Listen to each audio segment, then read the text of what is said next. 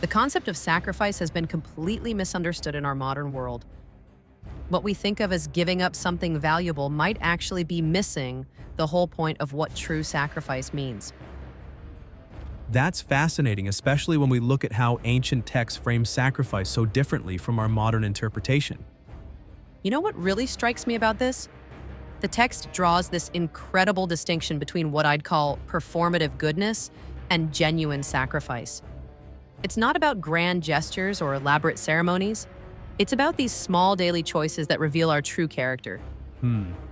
Like that part about the sheep and goats? Neither group even realized the spiritual significance of their actions. Exactly. And here's what's really mind-blowing. The text suggests that every single interaction we have carries cosmic significance. When we help someone with their groceries or visit someone who's sick, we're participating in something much larger than ourselves.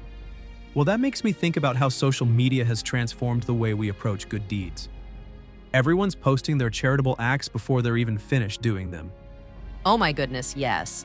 The text actually addresses this kind of behavior when it talks about these unrepentant hearts of stone people who go through all the right motions without ever truly engaging with the spirit of compassion. It's like those Instagram posts of people filming themselves giving money to homeless people.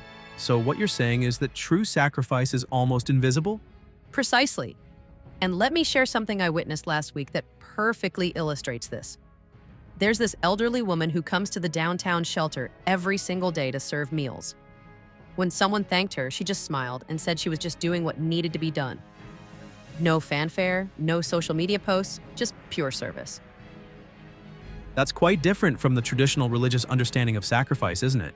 Well, here's what's fascinating. The text actually critiques religious leaders who were bringing their leftover animals, their blind and lame livestock, as offerings. It's this powerful metaphor for giving our second best rather than our genuine best efforts. You know, that reminds me of how many modern charitable donations are more about tax write-offs than genuine care for others. And that's exactly what the text is warning against. It specifically mentions these practical acts of kindness: feeding the hungry, giving drink to the thirsty, welcoming strangers, clothing those in need, visiting the sick and imprisoned. These aren't complicated theological concepts, they're basic human needs that we all understand. That's quite a challenging message for our current moment, isn't it? Oh, absolutely, especially when you consider how we're constantly bombarded with information about human suffering across the globe. The text seems to be saying we can't just scroll past these needs and remain spiritually intact. Every moment becomes an opportunity for sacred service. Well, that's quite a responsibility to carry around in our daily lives.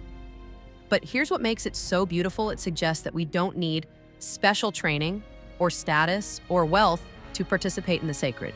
We just need to be willing to see and respond to the needs around us with our whole hearts. It's about transforming these ordinary moments into something extraordinary through genuine compassion. That's really quite revolutionary when you think about it. And perhaps that's exactly what we need right now. This reminder that the sacred isn't found in grand gestures or elaborate ceremonies, but in these simple, human moments of connection and care. And every choice we make becomes part of a larger story about who we are and what we truly value.